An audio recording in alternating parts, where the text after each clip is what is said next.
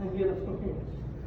So, halimbawa, gumalaw si baby, umiyak, o kahit na anong movement, nagmulat ang mata, mag-check ulit. Pulse and breathing, increasing. So, recheck. So, 1001, 1002, 1003, 1004, 1005, 1006, 1007, 1008, 1009, 1010. Okay, may ito. Divide na si baby.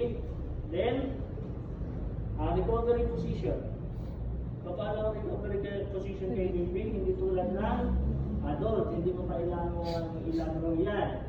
So, kunin si baby, alalayan, and then, okay.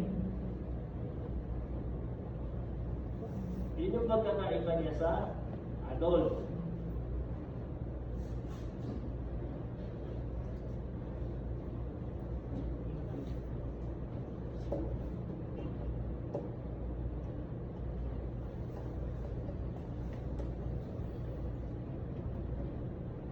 Kung sa responsiveness pala, mukhang nakalimutan ko yung responsiveness, hindi rin tayo magtatapik ng maligay kay baby.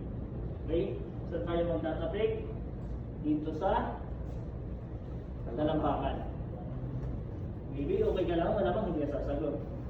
Asa ano lang, standard procedure. Baby, okay ka lang?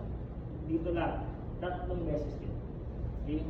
Dito tayo mag-check na responsiveness. Okay? Malinaw? Yes, sir.